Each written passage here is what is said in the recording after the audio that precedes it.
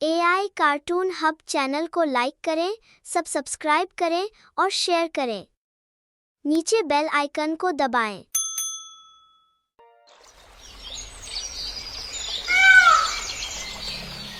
सूरज अभी पूरी तरह उगा भी नहीं था।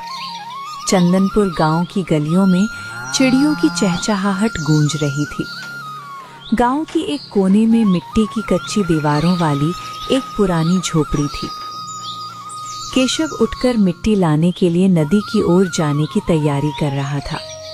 उसकी मां मंगला देवी कांपते हाथों से आंगन बुहार रही थीं।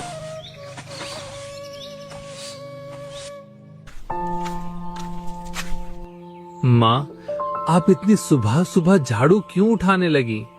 मैंने आपसे 100 बार कहा है कि जब तक आपके इस बेटे के शरीर में सांस चल रही है, आपको भोर में उठकर ये सब करने की कोई जरूरत नहीं है। आपकी कमर का दर्द कल रात भी बढ़ गया था, फिर भी आप मानती नहीं हैं। देखो क्या हालत बना रखी है अपनी। रे मेरे लाल, माँ जब तक जिंदा रहती है तब तक अपने बच्चे का बोझ हल्का करने की ही सोचती है। तू दिन रात इतनी कड़ी मेहनत करता है। सुबह सुबह नदी से भारी मिट्टी उठाकर लाता है, दोपहर में धूप में चाक चलाता है और शाम को बाजार में मटके बेचता है। अगर मैं घर का थोड़ा सा काम कर लूंगी तो तेरी मदद ही होगी ना बेटा। माँ, मदद अपनी जगह है, लेकिन आपकी सेहत मेरे लिए सबसे बढ़कर है। डॉक्टर साहब ने कहा था कि आपको आराम की सख्त जरूरत है। आपकी दवाइयां भी खत्म हो गई हैं, लेकिन इस बार जैसे ही मटके बिकेंगे मैं सबसे पहले आपकी पूरी दवा लेकर आऊंगा। वो ये सब बातें कर ही रहे थे कि तभी भीतर के कमरे से जोर जोर से पैर पटकती हुई केशव की पत्नी रूपमती गुस्से से चिल्लाते हुए बाहर आती है। अरे वाह, सुबह सुबह माँ बेटे का नाटक शुरू हो गया। माँ जी, अगर आप इतनी धीरे धीरे झाड़ू लगाएंगी तो दोपहर हो जाएगी। आपकी इस झाड़ू की सर से मेरी पूरी नींद खराब हो गई। जरा सा चैन भी नहीं मुझे इस घर में। आराम से सोने भी नहीं देते। हर समय काम का बहाना बनाकर बेटे के सामने बेचारी बनने का नाटक करती रहती है। बहू, मैं तो बस इतना सोच रही थी कि जब तक तू सोकर उठेगी तब तक आंगन साफ हो जाएगा और तुझे सुबह उठते ही सारा काम नहीं करना पड़ेगा। मेरा इरादा तेरी नींद खराब करने का बिल्कुल नहीं था। मैं तो चाहती थी तेरा बोझ हल्का हो जाए। रहने दीजिए माँ जी, आप खुद मुझ पर एक बोझ हो। आपसे तो एक पानी का घड़ा उठाकर सीधी जगह रखा नहीं जाता। आप क्या मेरा बोझ हल्का करेंगी? मुझे अच्छी तरह पता है कि आप ये सब सिर्फ इसलिए करती हैं ताकि आपका बेटा सोचे कि आपकी बहू दिन भर आराम करती है और आप पर अत्याचार होता है। रूपमती, माँ से बात करने का ये तरीका बिल्कुल गलत है। वो तेरी सास हैं और उम्र में बहुत बड़ी हैं। अगर उन्होंने घर का थोड़ा काम कर भी दिया तो तुम्हें उनसे इस कड़वे लहजे में बात करने की क्या जरूरत है? हाँ, गलती तो हमेशा मेरी ही होगी। तुम्हारे लिए तो तुम्हारी माँ ही देवी है और मैं यहाँ सिर्फ बातें सुनने के लिए आई हूँ।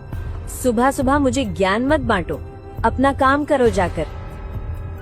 केशव एक लंबी सांस लेता है और मिट्टी उठाने के लिए अपनी टोकरी उठाकर नदी की ओर चला जाता है। रूपमती भी आराम से जाकर सो जाती है। दोपहर हो चुकी थी। केशव नदी से लाल मिट्टी लेकर अपने घर पहुंचा और मुस्कुराते हुए अपनी माँ से बोला,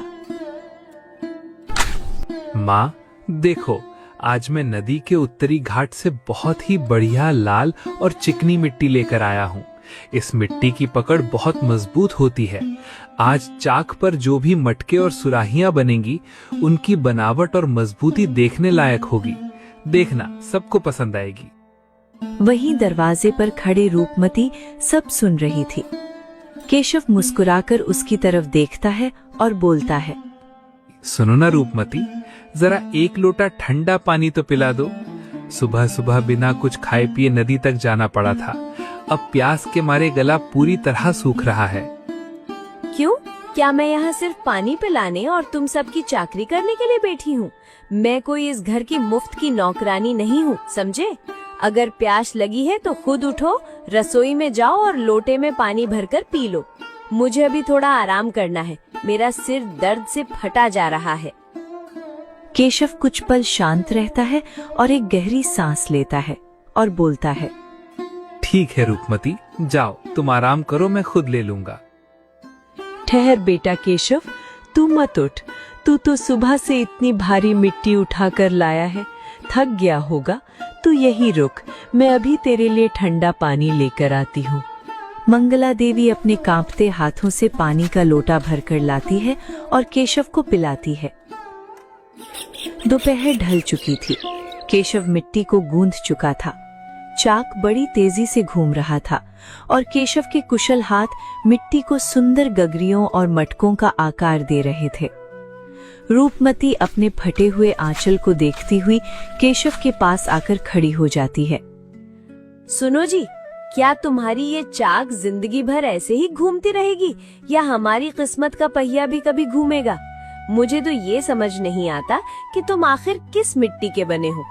पूरे गांव में जरा नजर उठाकर देखो, वो रामदीन की पत्नी ने सोने का नया हार बनवाया है, सुखराम की औरत नए रेशमी वस्त्र पहनकर घूमती है, और एक मैं हूँ जो सालों से इन्हीं फटे पुराने कपड़ों में अपनी जवानी गला रही हूँ।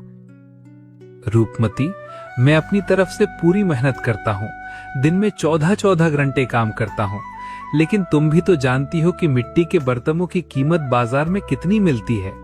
जितने पैसे आते हैं उससे किसी तरह घर का राशन आता है और माँ की दवाई का खर्च निकलता है।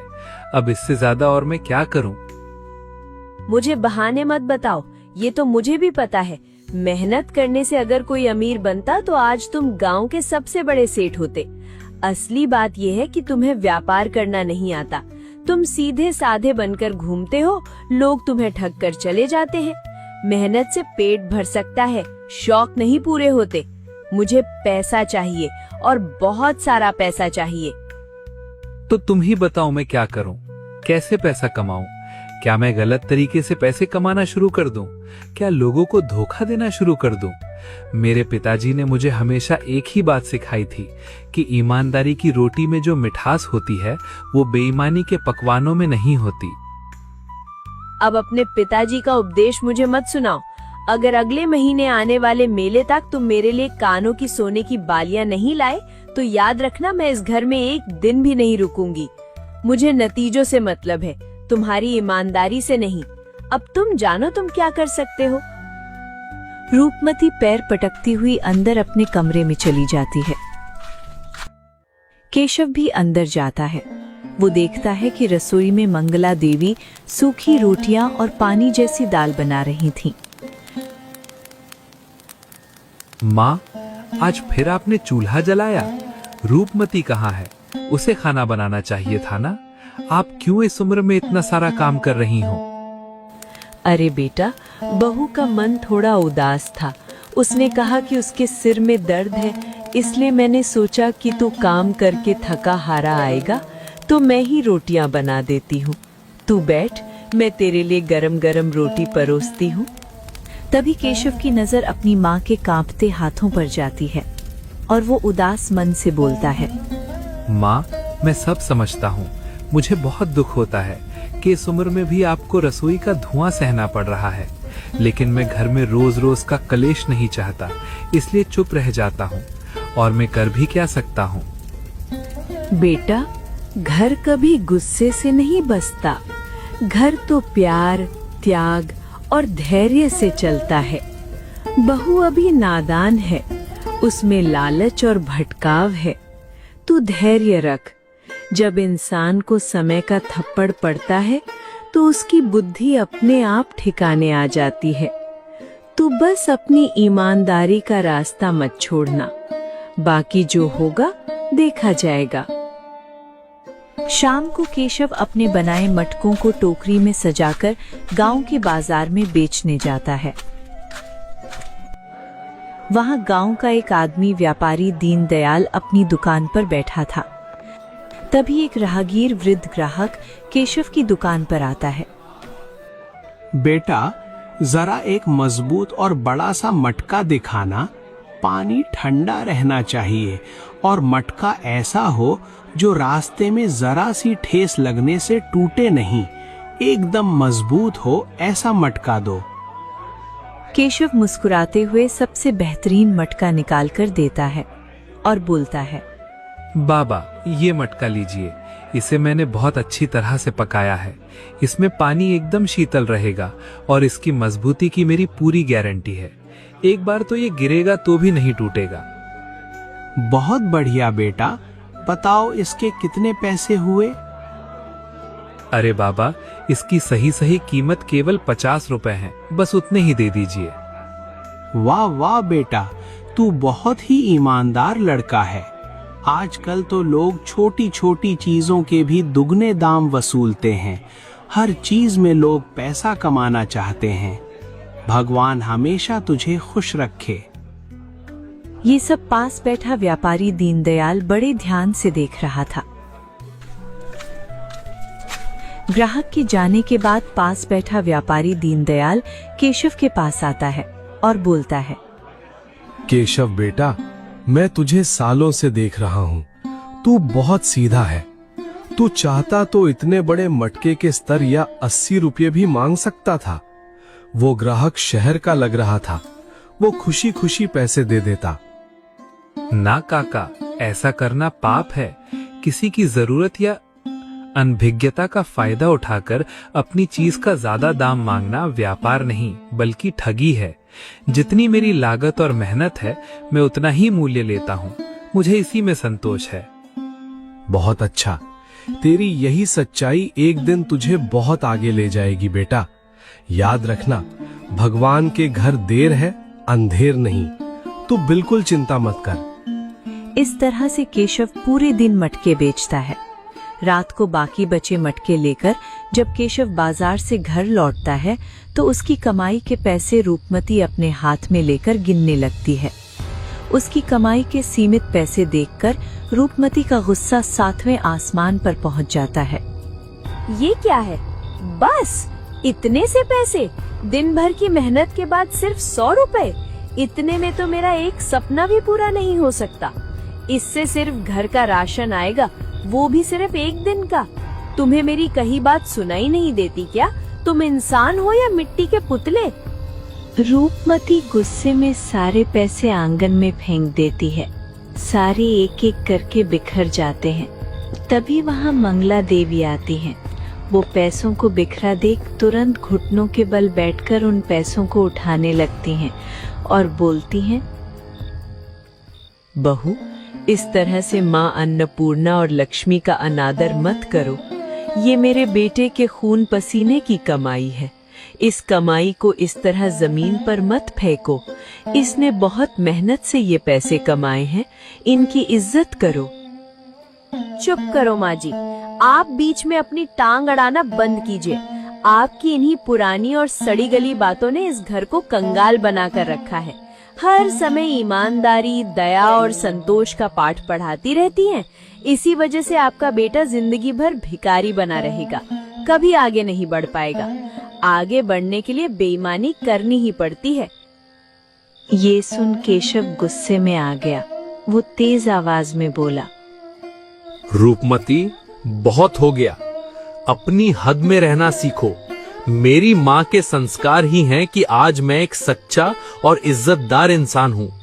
अगर तुम मेरी माँ का सम्मान नहीं कर सकती तो कम से कम उनका अपमान करने का अधिकार भी तुम्हें किसी ने नहीं दिया है। मुझे क्या और कैसे करना मुझे अच्छे से पता है। तुम मत सिखाओ मुझे। अच्छा, तो अब तुम मुझ पर चिल्लाओगे? तुम्हारे पास है ही क्या जो मैं तुम्हारी बात सुनूं? न पहनने को अच्छे कपड़े हैं, न रहने को पक्का मकान। पता नहीं कौन सी काली घड़ी में मेरी शादी तुमसे हुई थी।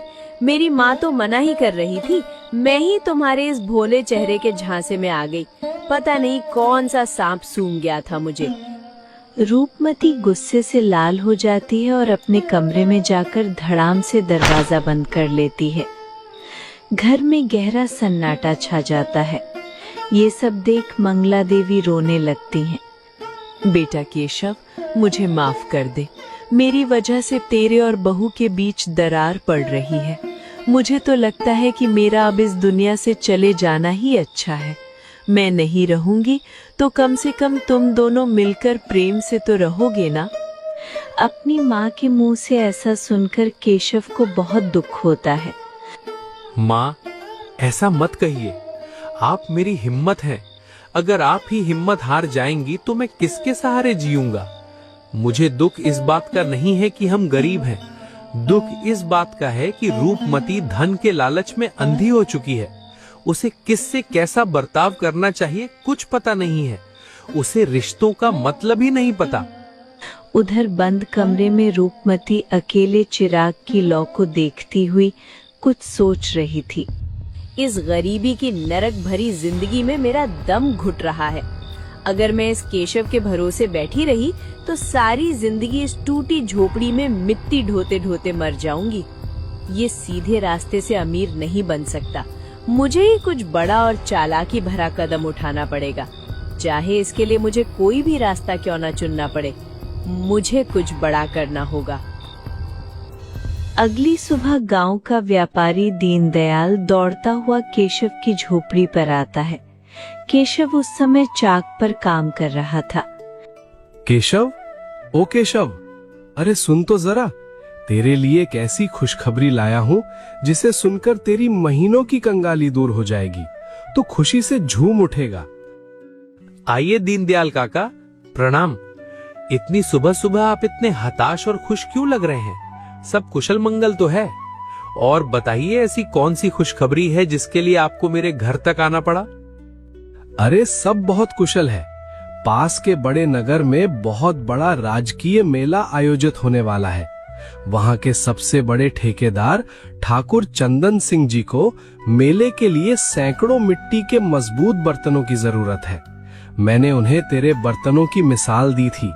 उन्होंने कहा है कि जो कुम्हार 5 दिनों के अंदर 200 सबसे मजबूत और सुंदर मटके तैयार करके देगा, ये पूरा ऑर्डर उसी को दिया जाएगा और मुंह मांगा पैसा मिलेगा। उनकी कारीगरी को परखा जाएगा। ये सुनकर केशव भी बहुत खुश हो जाता है। उसके दिल में भी उम्मीद की किरण जगी। उसे अपने आप को आगे बढ़ने का मौका मिलने वाला था। काका, क्या सच में 200 मटके?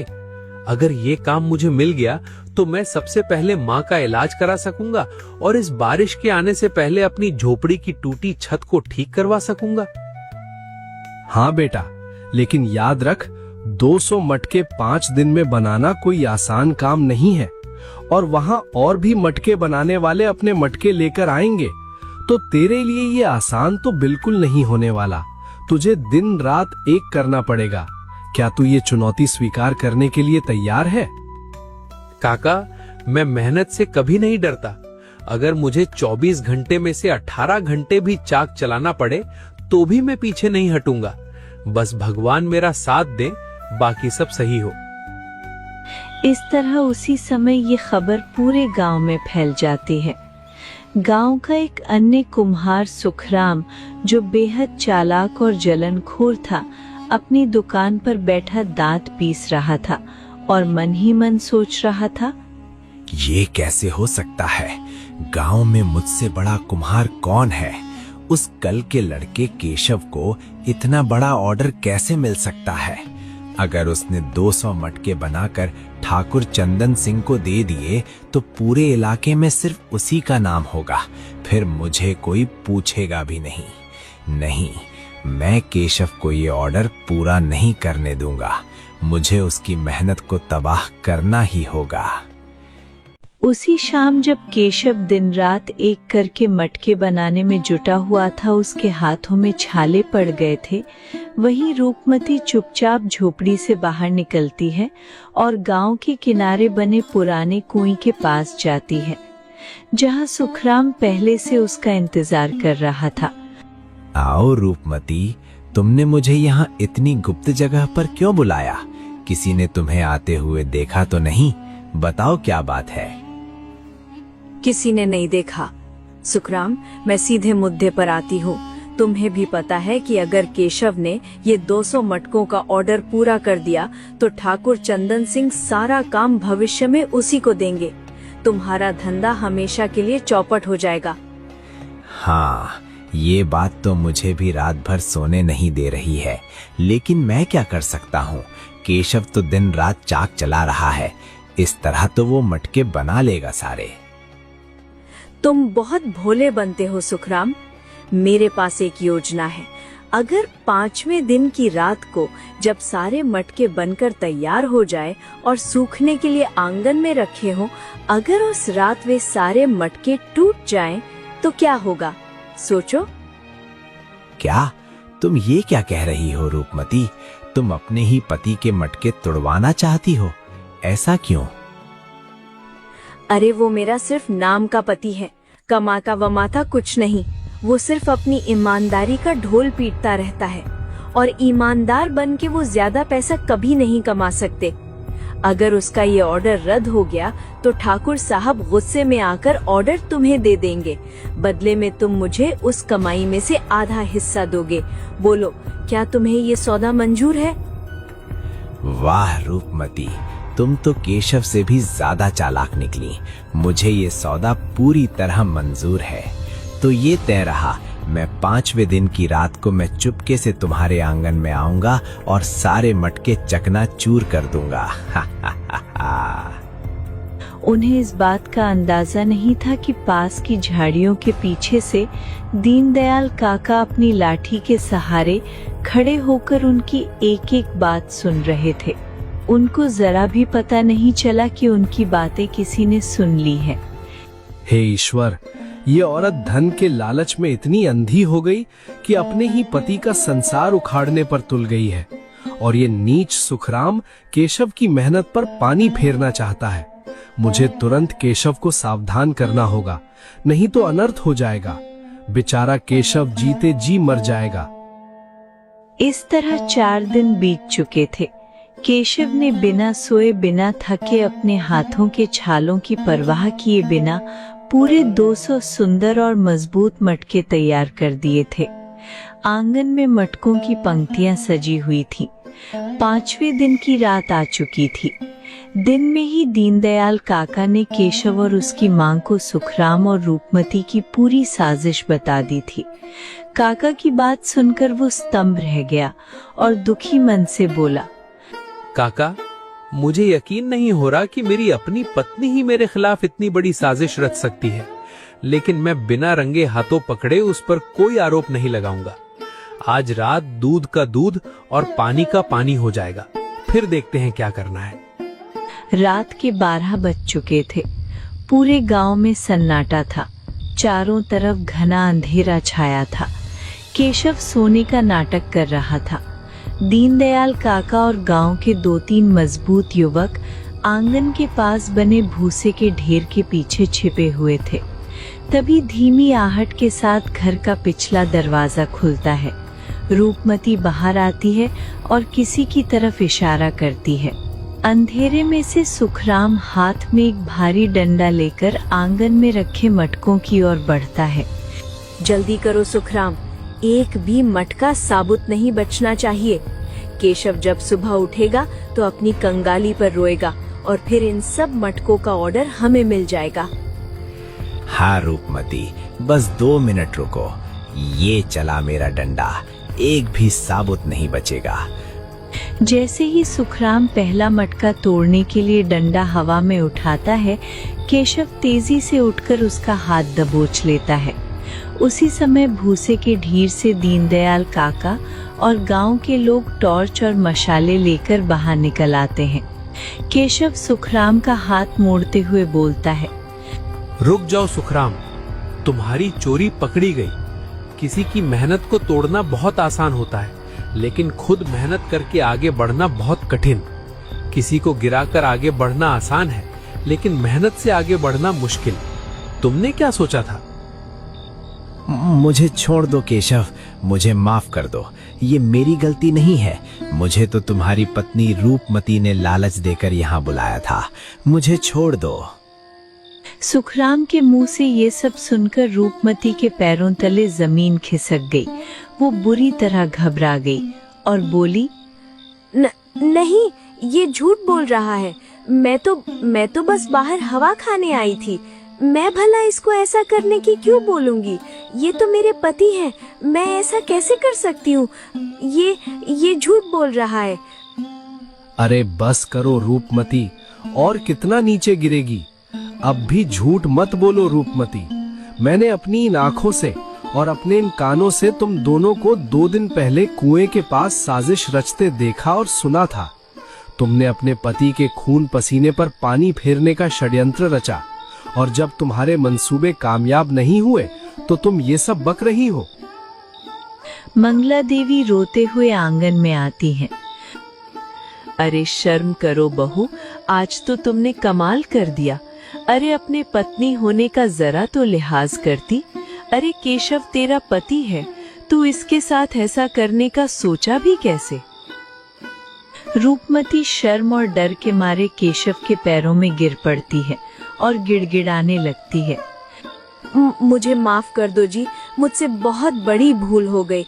मैं धन के अंधकार में इतनी अंधी हो गई थी कि मुझे सही और गलत का एहसास ही नहीं रहा।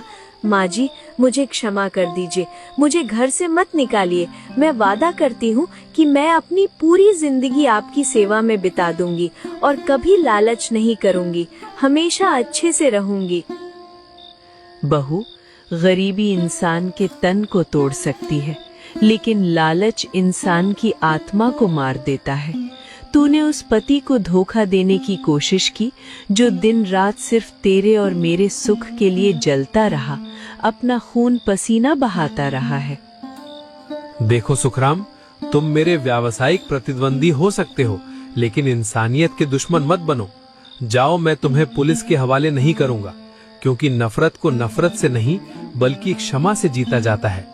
तुम्हें अपनी गलती का एहसास हो गया, बस बहुत है। लेकिन आगे ऐसा कभी किसी के साथ मत करना, नहीं फिर बक्से नहीं जाओगे। सुखराम शर्म से सिर झुकाकर वहां से भाग जाता है। फिर केशव रूपमती की ओर देखता है और बोलता है, और रूपमती, तुमने जो किया उसकी कोई माफी नहीं है, लेकिन एक पति होने के नाते मैं तुम्हें सुधरने का एक अंतिम अवसर देता हूँ। घर दीवारों से नहीं बल्कि आपसी विश्वास से बनता है।